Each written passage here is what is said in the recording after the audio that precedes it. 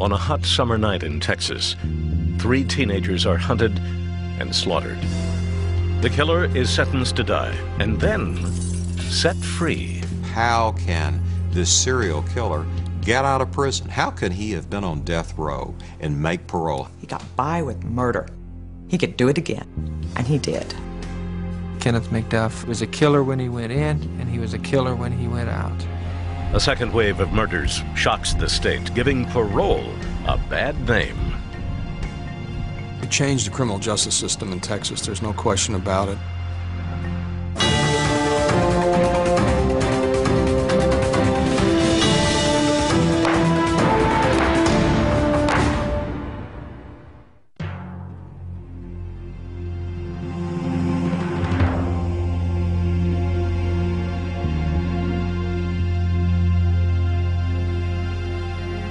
On October 11th, 1989, after nearly 23 years in prison, a notorious killer made parole.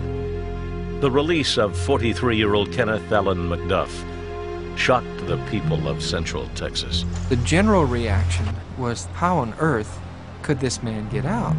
This is the broomstick killer. And if anyone should be executed, it should be him. It had been more than 2 decades, but many recalled all too well the horrific crimes of Kenneth McDuff. August 6, 1966. 20-year-old Kenneth McDuff was headed to Fort Worth. McDuff had a new friend along for the ride, an 18-year-old named Roy Dale Green. Roy Dale was a weakling who was not very bright, and who was really impressed with Kenneth McDuff. During their night on the town, Green didn't seem bothered by the plans McDuff was making. McDuff had been talking about picking up girls and violence, and he talked about rape. Roy Dale Green just never took it seriously. Around 10 p.m., the 2 men drove into the small town of Everman, south of Fort Worth. McDuff found a baseball field where 3 teenagers were parked in a car. 16-year-old Edna Louise Sullivan, her boyfriend, 17-year-old Robert Brand, and Robert's 15-year-old cousin, Mark Dunham. According to Roy Dale Green, McDuff stopped his car, pulled out a Colt .38 revolver, got out, and walked up to the teens. McDuff took his pistol and went up and ordered them out of the car and put all 3 of them in the trunk of their car.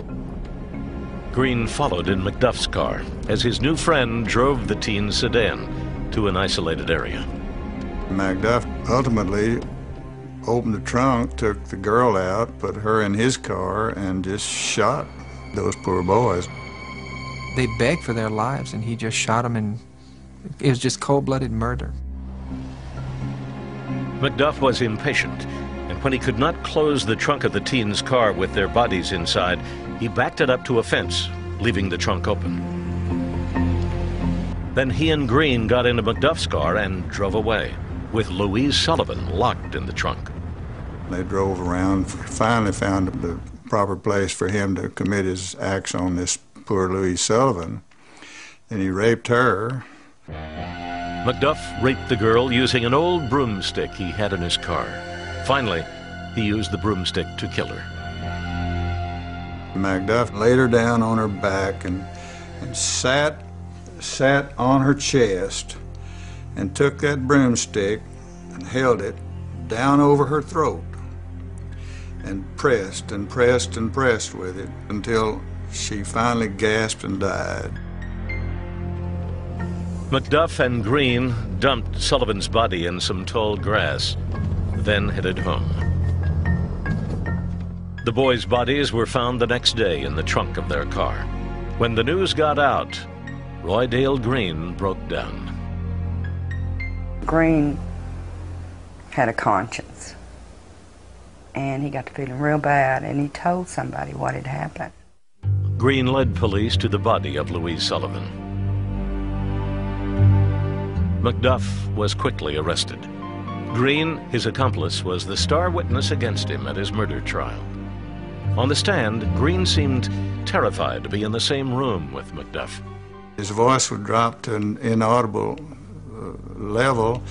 The jury could tell he was telling the truth. There's no way he could be rehearsed on the way he was testifying. McDuff took the stand in his own defense. He acted like he could care less. He said he didn't kill him, that it was all Green's doing, and he just had cold, cold eyes. But it's heartbreaking to sit there listening to him when he was on the witness stand, just nonchalant. I mean, like he wasn't nothing to him, you know. The jury didn't believe the 20-year-old McDuff.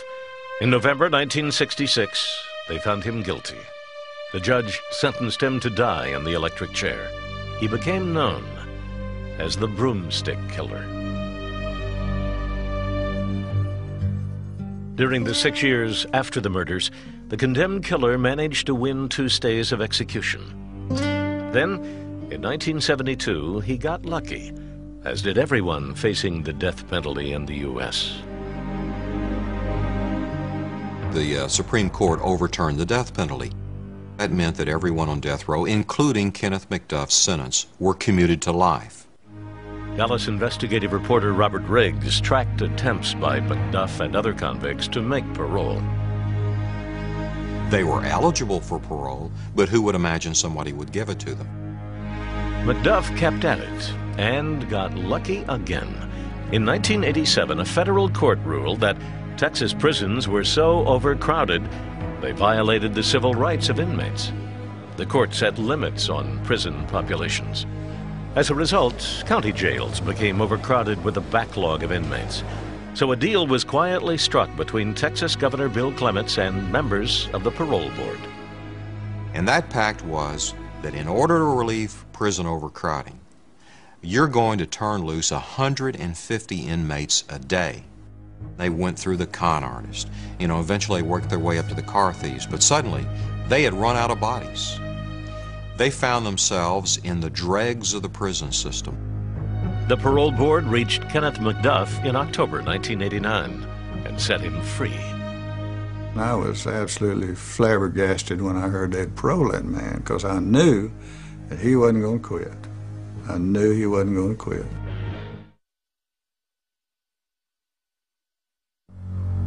In October 1989, convicted killer Kenneth Allen McDuff was paroled.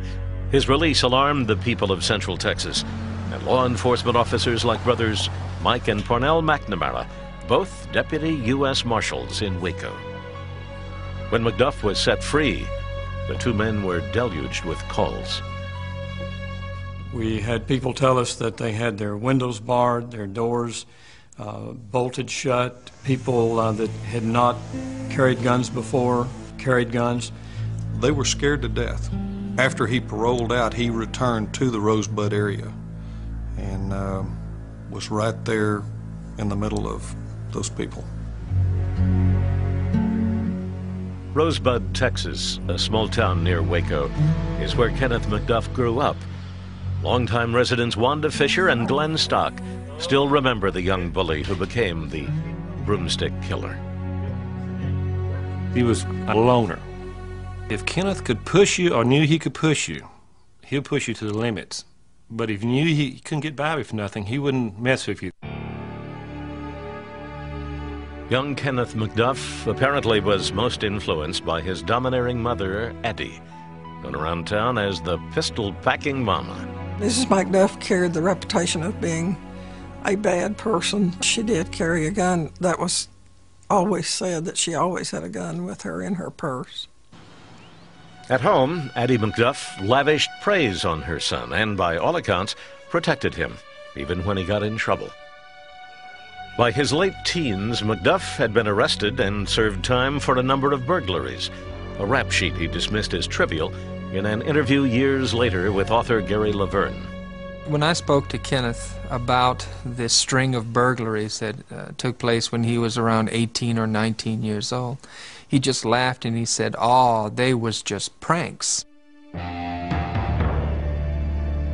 By 1966, those pranks had escalated to a triple homicide.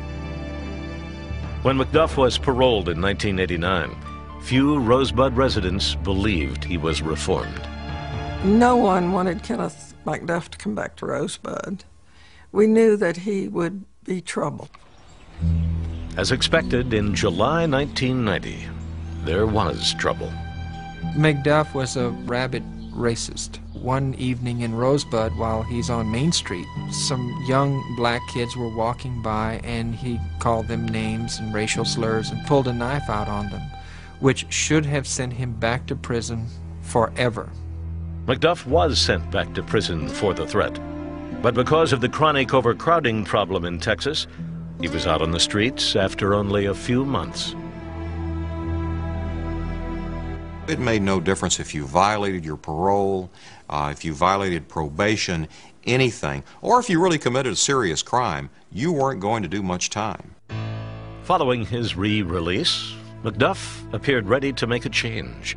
In early 1991, he enrolled at Texas State Technical College in Waco and got a job.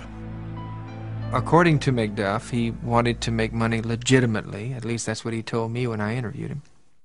And that took the form of getting a job as a cashier at a convenience store called the Quick Pack. McDuff quit after a month. By the summer of 1991, he was back to his old ways, hanging around a part of Waco called The Cut. It's best known for its seedy bars, drug dealers, and prostitutes.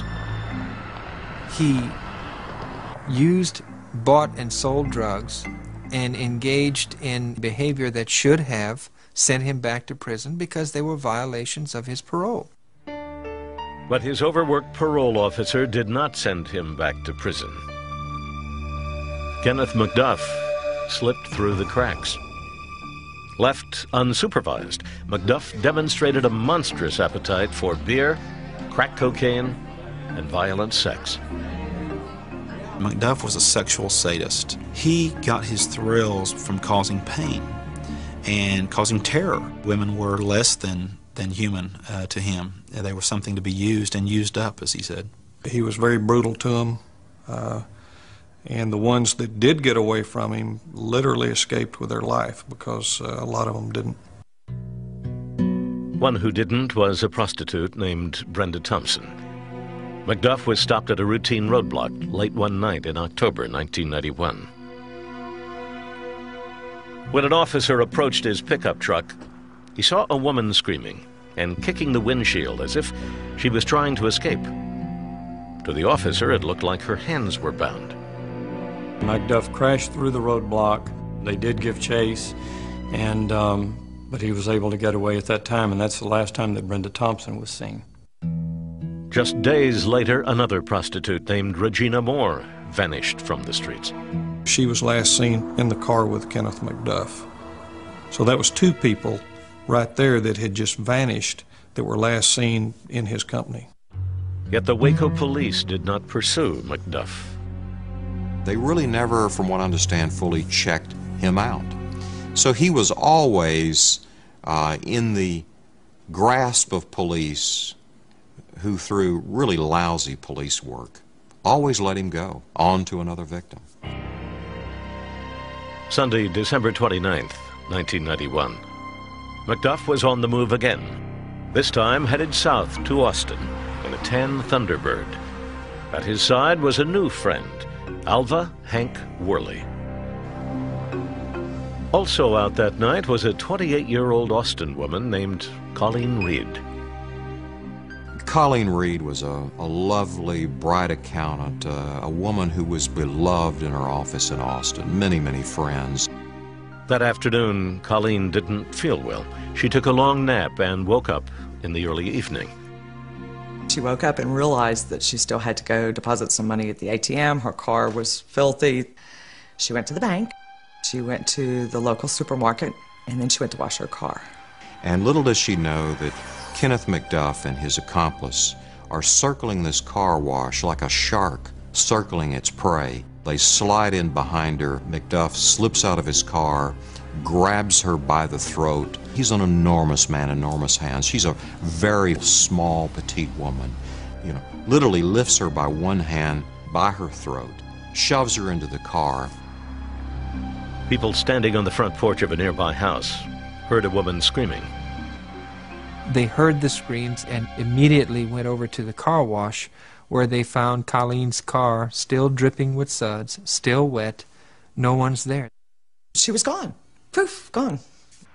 The witnesses told police they saw a tan Thunderbird speed away from the car wash, the wrong way, down a one-way street. 3 months later, 23-year-old Melissa Ann Northrup, a pregnant mother of two, was working the night shift at the Waco Quick Pack, the same convenience store where McDuff once worked. Northrup had complained to her boss that she didn't feel safe working alone in the store at night. She said, I'm afraid to fill the beer boxes up because I can't hear when someone comes in and out the front door, because there was no security, period. And McDuff knew that. He told a number of friends that there was a good-looking girl in a convenience store that he could rob without a problem. On the night of March 1st, 1992, Kenneth McDuff was out looking for drugs. Then his car broke down. And guess where it broke down? About 100 to 200 yards from the Quick Pack store where Melissa Northrup was working the graveyard shift. Melissa Northrup had spoken to her husband Aaron on the phone several times that night. But when he called around 4 a.m., there was no answer. He got worried and rushed to the store. I got the call and it was Aaron. He said, Brenda, is Melissa there? And I said, well, no. He said, is her car there? And I said, well, no, she's at work. He said, she's not at work. I'm here at her work and she's not here and she's gone and her car's gone. We feel that she may very well have been kidnapped. Okay, any leads, any suspects, anything to go on? We have no suspects at this time, at this point. She's gone. And then a few days later, Kenneth McDuff's car was discovered at the New Road Inn, which is just about a block from the Quick Pack, and he was also missing. He was gone from the area. The discovery of McDuff's tan Thunderbird near the convenience store, coupled with what the marshals knew about his violent past, would soon make him the prime suspect in the disappearance of 4 women. And from that moment on, a massive manhunt took place, and the hunt for McDuff was on.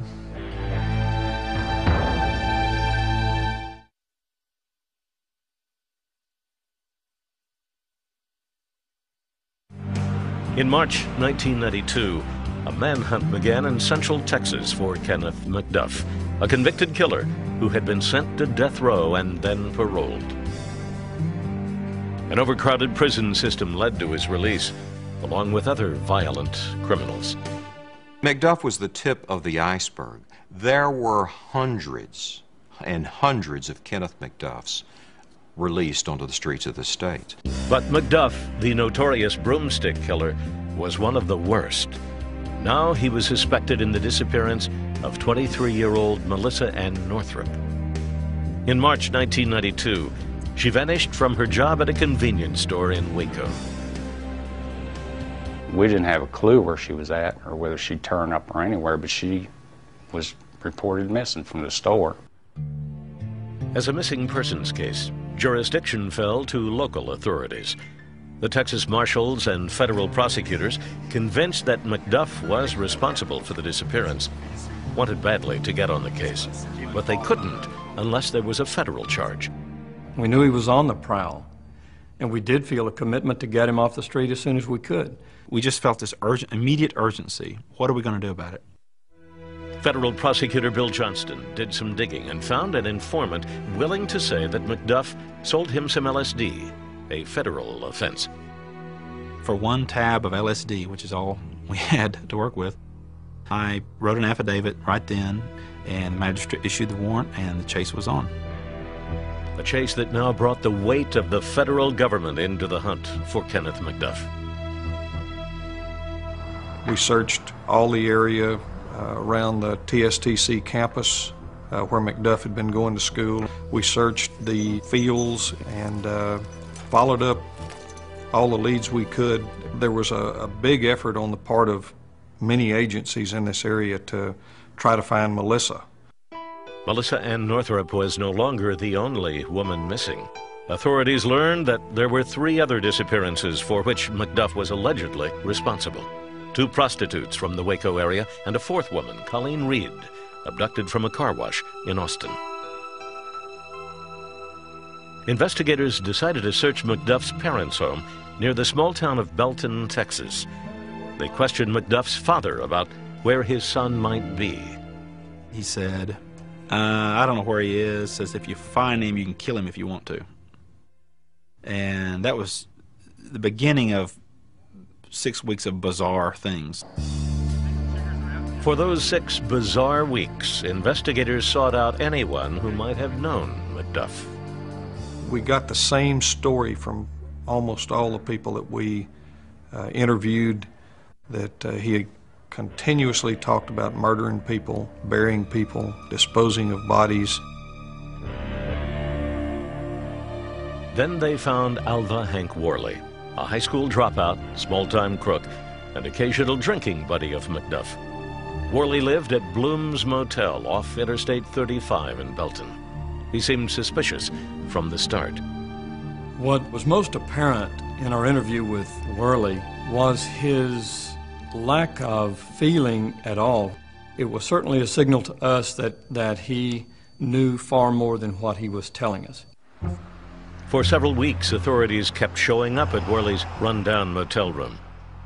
In April, a Bell County investigator found that Worley wouldn't sit still or look him in the eye. I would grab him by the shoulders and tell him, Hank, you need to talk to me about this situation. And that was the first time that he said, I think he might have hurt somebody. A few days later, Worley was ready to talk about his friend, whom he called Mac. He got word to investigator Tim Steglick to meet him at the motel. Hank walked up to the passenger side door of the car, and he opened the door, and he looked at me, and he said, I was with Mac when he took that girl from the car wash. That girl was Colleen Reed, who had been missing for 4 months. Alva Hank Worley's confession was a terrible story of abduction, torture, and murder. He had talked about abducting her from the car wash and then driving her to south of Belton. He was saying that she was raped and tortured in the car. Her hands were bound behind her back. They repeatedly raped her in every way that you can rape another human being. They burned her with cigarettes, beat on her. She took a lot of torture. She took a lot of abuse. Worley showed investigators an abandoned road near the McDuff family home, where Reed was taken and tortured some more. It was a gravel road in the middle of a field. It was a very spooky place. At one point, Worley put his hands over his ears and looked down as he was standing in the middle of this field and said, her screams are so loud, they're hurting my ears. It was almost like he was still hearing her scream. Worley said he watched in horror as McDuff beat Colleen Reed until she was lifeless. Just days before Worley's confession, another murder had been attributed to Kenneth McDuff. On March 25, 1992, behind the campus of Texas State Technical College, a young man made a grisly discovery. He saw something, and unfortunately it was a part of the body that protruded above the ground. Investigators who thought they knew all about McDuff's alleged victims were in for a shock. We thought, well, it's Melissa Northrup. And then as they got down closer, they saw the hair, and the hair was not of a white person. So everybody was going, my gosh, who is this? It was 22-year-old Valencia K. Joshua, a prostitute from Waco. Authorities learned she was last seen at the college campus, looking for Kenneth McDuff. McDuff was convicted in April, the U.S. Marshal's Office made a public appeal to be on the lookout for McDuff. He's a very dangerous man, and we want him off the streets, and that's why we're asking for your help to help us.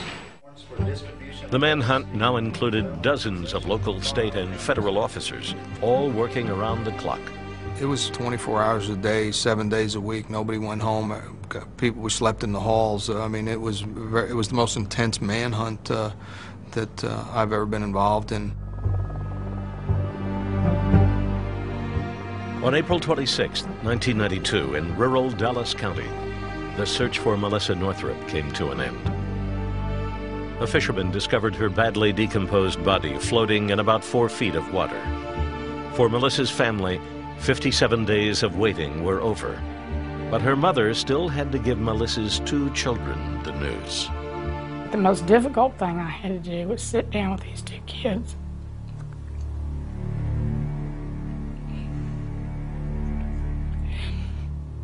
and tell them their mother wasn't ever coming home. With no breaks in the case, the U.S. Marshals decided it was time for a new strategy. They approached the producers of the program America's Most Wanted, which aired a segment about Kenneth McDuff. The May 1992 broadcast generated numerous tips, one from a man in Kansas City, Missouri. The man said he recognized McDuff as someone he worked with at a trash company named Richard Fowler. A quick check revealed that Richard Fowler was really Kenneth McDuff. On May 4th, 1992, McDuff was arrested and flown back to Waco, Texas. We just couldn't believe it. We couldn't believe that he was actually in custody. Everyone that was working on the case was, just elated that this man was finally off the street. Back in Waco, the marshals had to contend with an angry crowd that gathered outside the federal courthouse to vent their rage at McDuff.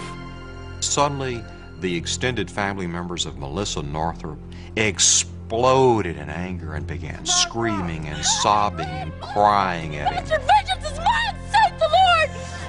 He's gonna get you! The marshals, who had worked so hard to capture McDuff, now found themselves concerned for the killer's safety, protecting him in order to bring him to justice.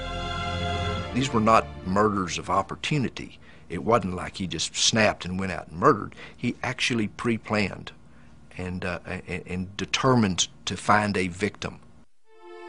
Out of the 5 suspected victims, prosecutors felt their strongest evidence involved the abduction and murder of Melissa Northrup.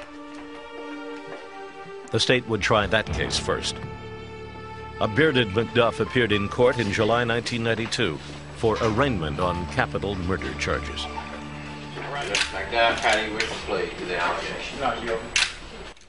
Because of heavy publicity, McDuff's court-appointed attorney requested and received a change of venue.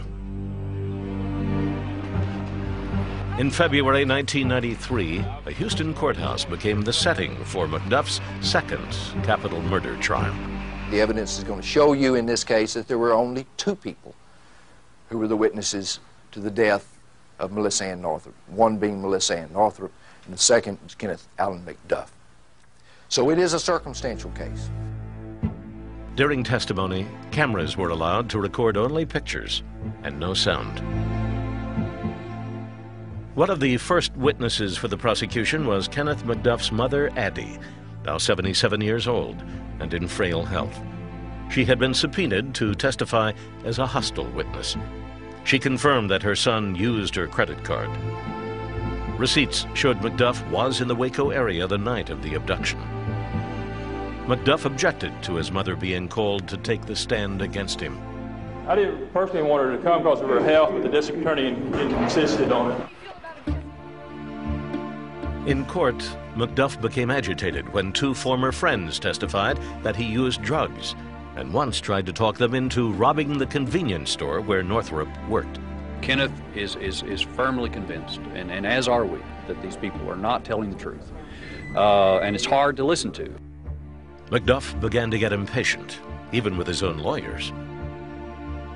One time during the trial, he threw a pencil across the room and said, "Why don't you sit on the prosecutor's side? You're helping them more than you are me." And I had conversation after conversation with Kenneth about, look, you got to keep your cool.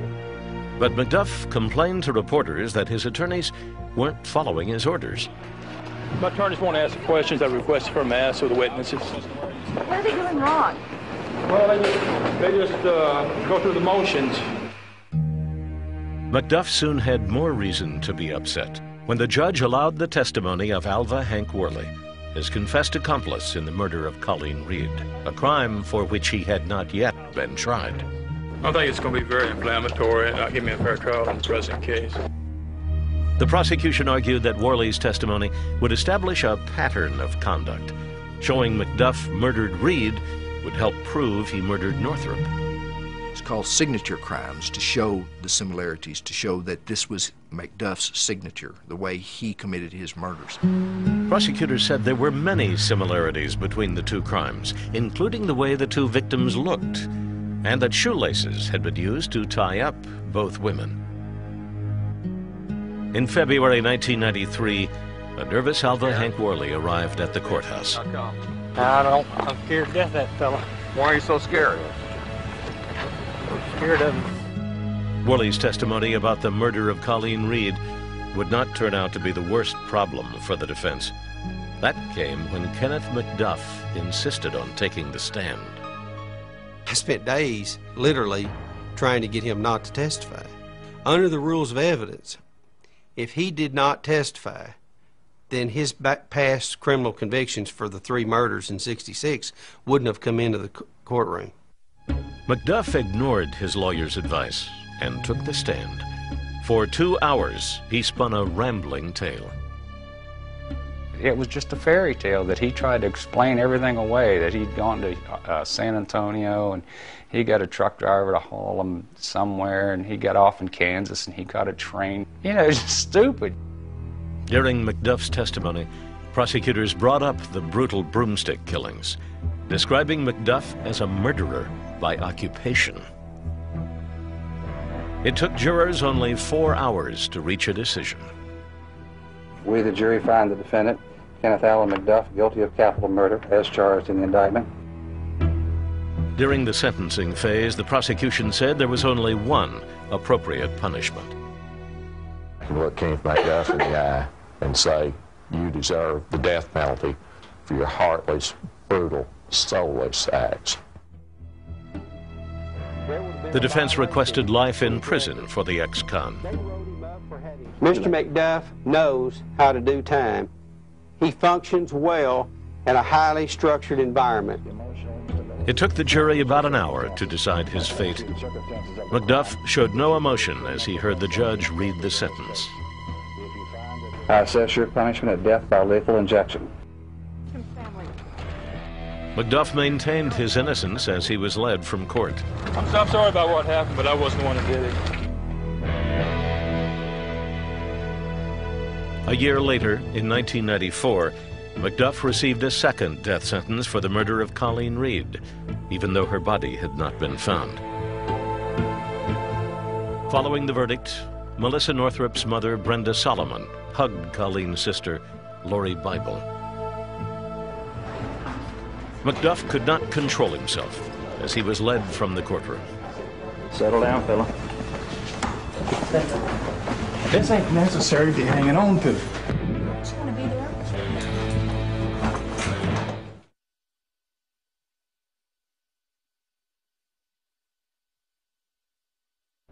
By 1994, Kenneth Allen McDuff had received 2 death sentences for the murders of Colleen Reed and Melissa Ann Northrup. McDuff is the only man in Texas history ever sent to death row, paroled, and then sent back for killing again. It had been 7 years since Regina Moore, Brenda Thompson, and Colleen Reed disappeared. Their bodies had not been found. In a 1998 interview, McDuff was still denying involvement in any murder. Tell them where Colleen Reed is. They still haven't found her body. Is there any way to make amends? First of all, I would have to know where it was at. Did you ever kill anybody? No. Not even those kids back in 1966? No. I don't want to see anyone suffer or die.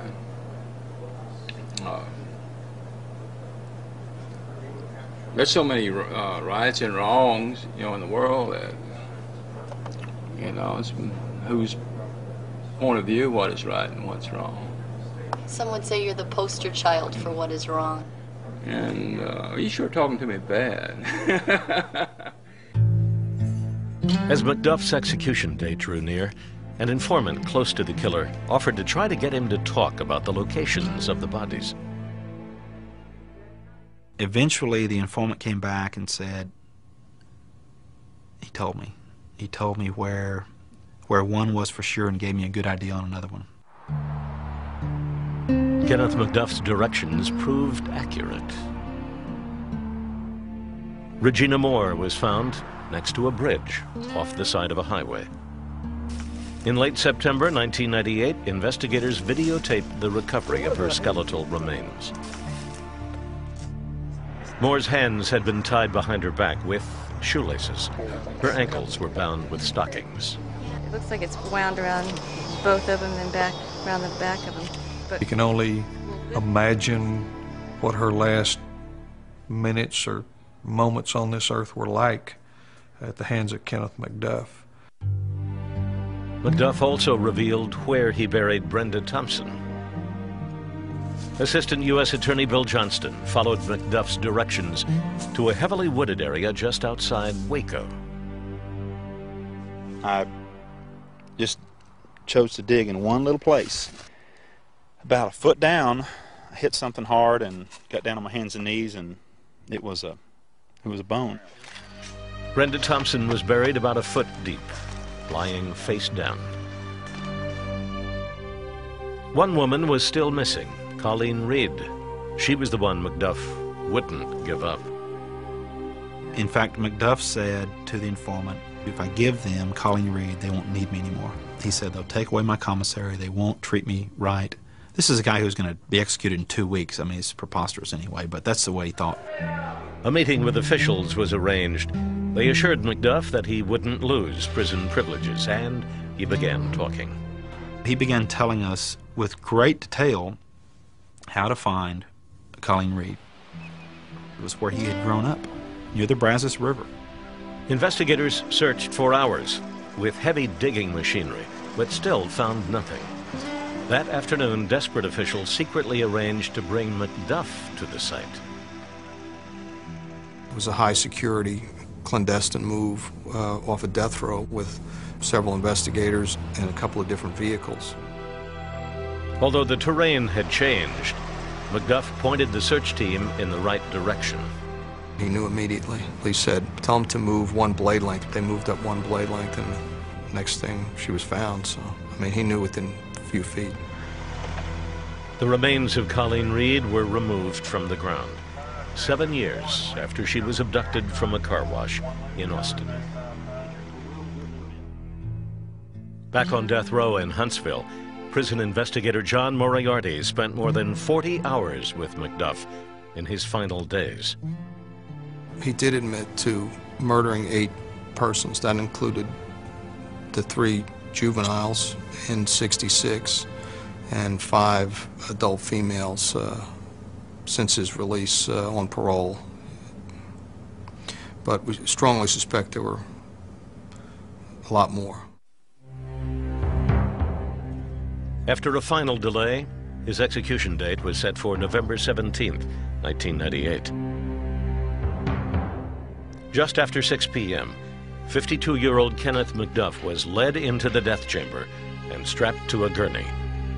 Investigator John Moriarty says that's the only time he ever saw McDuff show emotion. The veins in his neck, the arteries in his neck were just pounding. I mean, just pulsating, you know, just, he was scared. I thought at some point maybe McDuff would show some remorse, but he never did. He was cold-blooded, cold-hearted, and evil to the very end. His last words were, "I'm ready to be released. Release me." To the very end, he considered himself the victim. He didn't die a horrible death, no way. He died an easy death. His death was nothing compared to the death that he put all these women through, including my daughter. They died horrific deaths. All he did was go to sleep. The crimes of Kenneth McDuff reached far beyond the families of his victims. The public demanded that the state fix a parole system that let violent criminals like McDuff back on the streets. During the 1990s, Texas overhauled its justice system. The changes became known as the McDuff laws. The state mandated tougher sentences and a complete retooling of parole practices. Texas also built more prisons, $2 billion worth.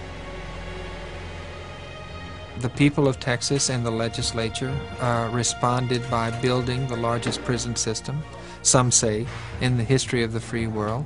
They responded by creating an atmosphere of incredible intolerance towards criminals, especially murderers.